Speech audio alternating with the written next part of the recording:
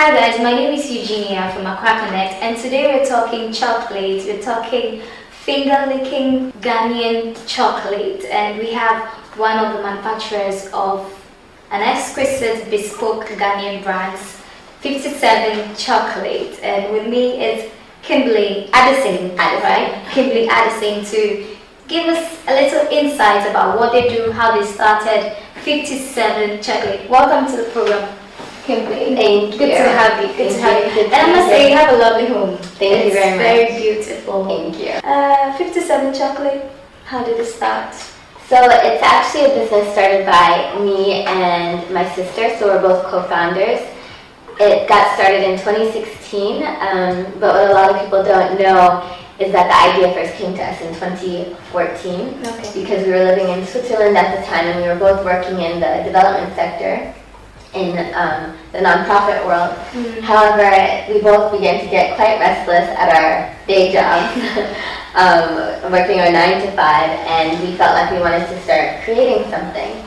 And our parents, our dad especially, spoke to us about entrepreneurship, and we're originally from Ghana, but we lived outside quite a lot, and he planned to retire, and he said it would be good for us to come back and consider starting a business. And at that point in time, we decided, okay, when he retires, then we will resign and make the plan to move back here and start a business. But we didn't know what business that would be. And he retired about 3 to 5 months after that conversation. We didn't know it would be so soon, but we still took the leap and decided to move back. And it wasn't until our last week in Switzerland that we actually got the idea. It just so happened that we were visiting a factory, a chocolate factory, because as we all know, Switzerland is known as the chocolate nation of the world. And we were just visiting it for fun. And that particular chocolate factory had a display of where they source all their cocoa beans from. And you can imagine the two largest displays were Ghana and Cote d'Ivoire. And we couldn't understand how Switzerland doesn't grow cocoa. They're not a cocoa growing nation, but they're known for their chocolate. They're known for adding value to a resource that's found here in Ghana. Meanwhile, Ghana has the local resource, but we're not adding value to it. And the truth is, there's more value in a finished product. There's more economic value and more jobs created if we're creating finished products here in country. So we wanted to change that in Ghana. Okay, so last week, you got that last week of your dad's retirement? Or yeah, so the last week we were, it was actually the last week we were living in Switzerland, so we were going to leave that week, and that particular week we visited a chocolate factory, and that's how the idea came to us. So we were leaving not necessarily having an idea. It's quite bold, but we ended up having the idea just as we were leaving. And the name 57, how come? The name 57 is short for 1957, which is Ghana's independence, but it's not just about being free from colonial power. It's more so about the history that's behind independence, or behind the year 57, and a little bit onwards during Kwame Nkrumah's leadership time. And what a lot of people don't know, or a lot of people have forgotten, was under Kwame Nkrumah's leadership, Ghana was actually manufacturing quite a lot. We had a lot of industries that are no longer in existence today. We had tomato processing plants, we had the Bogatanga rice mills, we had textile industries. Today, the textile we find in country, a lot of it is actually made in Indonesia and in China. And so during the 1957 period, there was a mentality that, hey, as Ghanaians, we should manufacture and consume made in Ghana goods. And so we wanted to go back to that spirit of 1957, and that's why we named our chocolate factory. Okay, so you came back to Ghana. What year was this? We came back to Ghana in August of 2014. Okay, and you started couching the idea of how to come up with a plan for the business. Exactly, and a lot of people, just to throw it out there, entrepreneurship is something that seems very attractive and appealing, but it's a lot of hard work. Tell us about the challenges you had. In the sense of, if you look at, we came back in August 2014, but we didn't make our first batch of chocolate till January 2016, and we weren't officially incorporated until February of 2016. So a lot of people ask, what were we doing in that time period? And in that time period, we were learning everything we needed to know about making chocolate because, like I said in the beginning, we have no background in chocolate making. I studied international relations and French with a focus on social justice. Priscilla studied international relations and French, but with a focus on food security. So we weren't doing what we're doing now, and so we needed to understand cocoa, we needed to understand chocolate, we needed to understand the business environment here in Ghana, because the truth is we would come home for visits, but we had actually never lived here. We didn't go to school here, so we needed to come and learn what it was like to do business in Ghana. And how was that for you? Favorable or not? How difficult was the process getting your business registered and all that? How would you say Ghana's business environment is for entrepreneurs or startups like yourself? It's not for the faint-hearted. It's not for the faint-hearted. It's an extremely challenging environment to be in because if you're coming from a place like Switzerland, where we were coming from, where things are quite efficient and things have processes, clear processes, whether it's online or you can easily call and get information on how to go about things. It's not as transparent here in Ghana, unfortunately. So it was very challenging, and it honestly took quite a long process, because the thing is, one thing we're big on value, on maintaining our values and principles and doing things the right way. And so if you're going to go about it that way, then things will take a lot longer here. Bureaucracy and all that. Exactly. Okay. Well, so you came, you learned how to make the cocoa beans, you did your research and all that, how to market and everything. Tell us about your first moment when you made your first couple of bars of chocolate. How did that make you feel? The first moment when we made our first batch of chocolate, so it takes about 3 days, depending, you can't really necessarily make a large batch in 24 hours, but we had a smaller machine, so we were able to get it ready in just a few days. And it was a good moment, because it was like, okay, well, it's actually possible, because up until that point, we had people here in the country telling us it's not possible, telling us, oh, you're going to need to buy land in tema-free zone, telling us, oh, you studied outside, you studied in the States, why don't you go back to the States and get an office job, why come back here? So it was definitely a good moment to say, okay, well, this is our first batch. It may not have even been the best batch. It may have even been the worst batch we made, but it was still the first. And at that point, what we had been thinking about, the idea that we had in our mind, became visible and became almost a reality. So that was the starting point. Okay, so let me take you back a bit. How do you get your cocoa beans? Do you have a partnership with any company in the country? What's the process like before you even make the chocolate? So one of the things we did is that when we moved back here, we came and we spoke to a lot of farmers. So we have farmer friends who help us to source beans. And then what's exciting for us is we also have a cocoa farm, so we're going to start harvesting our own. That's recent news. Yeah. But we're going to start harvesting our own cocoa. So instead of bean to bar, we will be tree to bar. Oh, okay, that's impressive. And so now that you're in business, tell us how patronage is, how Ghanaians have accepted 57 chocolate. Tell us all about the acceptance level, sales and all. We've gotten a lot of positive response.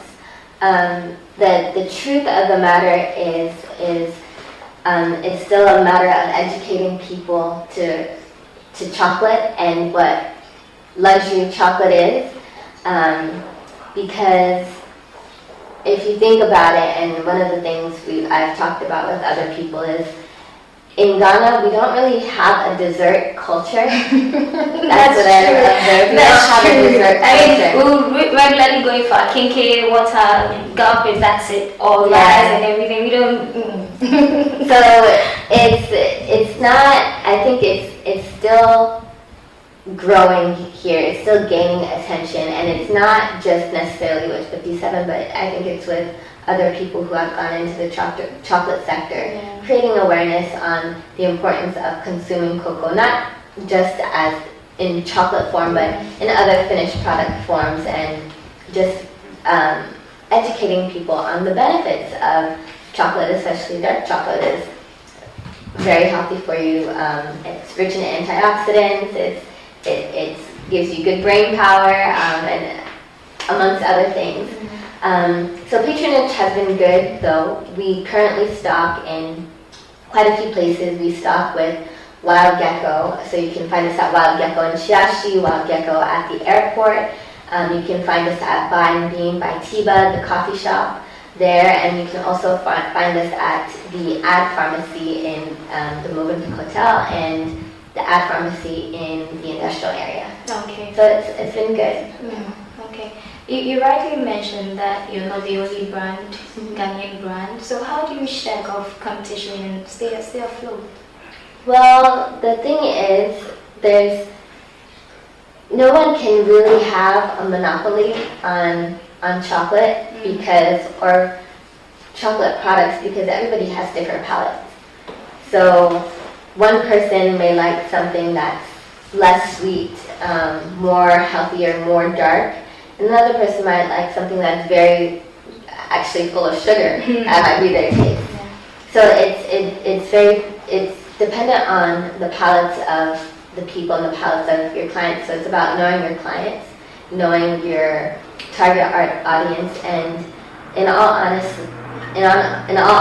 we're more focused on being the best we can possibly be. And the thing is, a lot of people, and I've found especially here, sometimes think that competition isn't good. Competition is actually a very good thing, because it keeps you on your toes and it makes you better. And the truth is, I would rather see more chocolate makers and chocolate producers come up, because that means Ghana would be producing and manufacturing more in the cocoa sector, rather than shipping out our cocoa to European countries, the United States, and Asia, and then importing finished chocolate products back. So competition is a good thing, and there should be more, because it makes us better. And what inspires the designs of your chocolate? I see you have the Dimka symbols and all.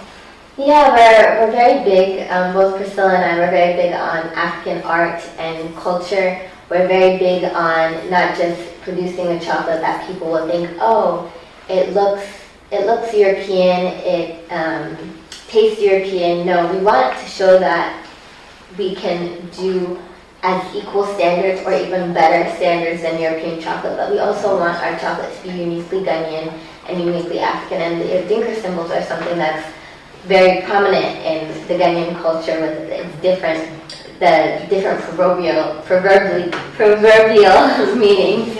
And so we wanted to feature that, and with the artwork that you find in our packaging, we wanted to show the world the beauty of our art and culture and our history. You can see that our packaging has different monuments that are key to Ghana, and what people may not know if they don't purchase our chocolate is on one of the flaps of the chocolate, if you open a bar, you can read what is on the packaging and get a little bit of history of Ghana. That's good. So behind me I see lots of bars, and I'm sure they have different flavors, varieties. Yeah. Okay, so take me through some of them. So these are actually, you won't see all our flavors here, but this is just mainly to show just different designs we've been doing, or different customizations we've done for weddings or for companies. But for example, we have a whole range of dark chocolate. We have a range of dark chocolate with sea salt, dark chocolate with almonds, and so for example, this is our dark chocolate bar, but you can get it in, this might not be the same artwork you get, because we switch up our artwork. Okay. I see those. Happy birthday. You customize those? We customize orders, so we do birthday orders, we do corporate orders, We do different gifts, and this particular bar, this one, we did for Ghana's year of return. So it's the Sankofa symbol, and it means to look back to your roots, and this was very popular. So we try and do things that are relevant. You have the National Theater, you have Pada, Crocodile Pond, and then we have a great history of music, and so we also wanted to feature our. I see the lighthouse. Yeah, there's the Jamestown Lighthouse. So there's a lot, and it's a form of, we don't want to just make something that people can eat. We want to make something that people can learn from and learn to appreciate the country we're in. Okay, let's have a seat. Speaking of the year of return, you mentioned that. How are you able to leverage on that to market your product, the year of return? Well, it was good. I mean, we got a lot of people coming in and visiting us because we also host tastings. So a lot of people were interested in actually patronizing things that are made in Ghana, and it's a good thing because I've seen, even before moving back here when I was coming here for visits, there's actually a very big stigma towards made in Ghana or made in Africa. We tend to think that anything made here is of lesser quality than anything made in the States or made in Europe. And so if you were to give a random person a choice of a made in Ghana something and a made in European country something, most times you'll have the person going for the made in European country because people have thought patterns that that's the better quality. And so that's something that we've been trying to change, and I've seen that in people coming to visit us during the year of return and tasting our chocolate. They begin to see, okay, wow, good things can be made here, and Africans can make good of the resources they have. We don't have to rely on sending our resources out to be manufactured for us and import them back, but we can actually do something ourselves. Okay, so where exactly are the chocolate made? Here, right here at home? Yeah, they're made right here. They're actually made next door. Okay. Yeah. Wow. So we have our production center there. And how many people have you currently engaged in doing that? We currently employ about 8 people, mostly women. Wow. That's good. Yeah. Congratulations once again. Thank you. And you've been featured in on a number of platforms, the BBC, NBC. How does that make you feel generally? I definitely know that we're very blessed. God has been so gracious to us. So it's good to know that we're making a product that people appreciate, and it's a product that we believe in. And once again, one of our philosophies is that we will never send out something into the market that we wouldn't eat ourselves or we don't back ourselves. So even in just getting this business started, it took a lot of trial and error before we were ready to send things out to the market, because if we didn't like it, we don't expect other people to like it. We would never send something that we would never eat out into the market and try and sell it.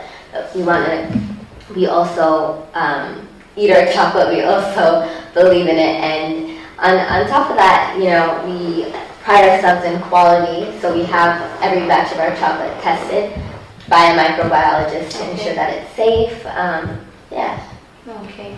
So since 2016 when you started, we're in 2020, what has changed the business environment? What has changed in your opinion? Well, we're still growing. If we were, a baby in 2016, we're now just starting to crawl. There's still a long ways to go. But definitely we've improved in the sense of our packaging, and this is something we definitely want to put on display to show what we were doing before and what we were doing now. It's drastically different, but it's been a gradual process. We've employed more people, we've been able to train more people. We've done renovations on our production center. We've grown and are now producing more. In 2016, we didn't have any stockists. And it was just in 2019, I believe. It was 2019 that we actually got all our stockists. So it's that's just last year. So between 2016 and 2019, we were, still not necessarily. And in 2016, actually, it was made to order. No, okay. So you would call us and then we would make it. But now we keep stock. We have stockists. We have our own stock. Whereas if people want to purchase directly from us, they can. We also, in 2016, we didn't have a retailer in the States. We currently have 2 retail places in the States who are selling our products. Yeah, so I mean, a lot has definitely changed it. And in 2016, it was just Priscilla and I in the production center. Now we have 8 other people working with us. So it's definitely grown, and there's more room for growth. And outside the US, which other spaces do you have your products? So we currently ship via DHL internationally, so we're still looking for stockists in other countries, but people purchase our chocolate from Germany, so we've shipped our chocolate to Germany, across Europe, to Japan. An interesting place was Syria, Cuba, Russia, Mauritius, a whole ton of places. It's definitely gone around the world, and also people who come here on visits, you know, end up purchasing our chocolate and taking it out there. So it's a very interesting story, and it's very interesting to see how people learn about us. So for example, we were featured in someone's book, and it so happened that a chocolate lover in Syria picked up that book and read that book and discovered us and decided to patronize us. So it's definitely a blessing. Yeah. Oh, okay. And where do you see the business in, say, 5 years? What's the vision, larger vision for it? So the larger vision is definitely we want to continue to expand and to grow. This will definitely be our main hub, but we want to expand to other places in the world, other places across Africa, and just begin to transform cocoa there, but not even just limited. We're not even necessarily limiting ourselves to cocoa. One of our visions is to be, you know, a positively impactful manufacturer and to use local resources, because there's so many resources on the continent and in the country that we're not making full use of, and we're rather importing so much. So if you go to a lot of grocery stores here or malls, you'll see the amount of which is made in Ghana is very scarce, and the amount of which is foreign made is more bountiful. And we actually want to change that. And the sad thing is that locally made products are tucked deep down in the shelves, and you see more of the foreign ones. Exactly. It's sad. So we're looking to change that. Okay, great. So next month is February, the month of love. Any promo, anything you're doing for customers? Yes, so that will be, we're still fine-tuning our February plans, but definitely be on the lookout on our social media, 57 Chocolate, on Instagram and on Facebook, and our website, www.57chocolategh.com, and you'll definitely hear more about our Valentine's Day plans. Any other last words you'd like to say to Ghanaians? Anybody out there, the young ones, entrepreneurs? Yeah, I would definitely say that know that there's a lot of value in this country. There's a lot of potential, and we tend to see more problems than potential. But if you look at the problems, then you actually have a business opportunity, and don't be afraid to take that risk. Okay, but let me take it back a bit. Have there been days you'd be like, gosh, I don't want to do this again. I thought I could, but it's difficult. Have there been such days when you just threw your arms in despair and just feel like, no, I can't do this anymore? No, I would say no, actually. I think in the beginning there was a bit of a struggle, but it's always good to have a business partner, because you can never really do it alone. So it's good to have someone else to motivate you when you may be feeling down. But to me, I can say it's the same for Priscilla. There's never a point where I'm like, no, I can't do this anymore. I'm gonna go back to the corporate world, and no, because even if it's just a little, even if it's just 8 people, to me, being able to employ 8 people and give them skills that they otherwise would have not have had, that makes it worthwhile to me. And to me, it's not just about adding value to a local resource. It's actually about also adding value to people. And that's what we're trying to do, and we're trying to inspire young people. That's why most of the people we work with are quite young. We're trying to inspire them to see that there's so much potential in the country, so much potential in them, so much that they can learn, and so much that they can be. And we're very grateful to those who we employ, because they have really supported us, and they're a big part of this reason that the company is growing. Yeah, and I'm sure your parents are happy that you're doing this, and they're proud of you. Oh yes, definitely. They're very supportive. Thank you so much, Kimberly. Thank you for speaking to us. Even though Priscilla couldn't make it, yes, we're glad you did, and we totally enjoyed the conversation. Well, that was Kimberly Addison of 57 Chocolate. She's told us so much that, I mean, young people out there, what are you waiting for? It's just for you to try. There's no step that's too hard, only if you put your mind to it. So check out 57 Chocolates on their Facebook, Instagram handles, Twitter, and on their website as well. My name is Eugenia. Accra Connect. I'm out.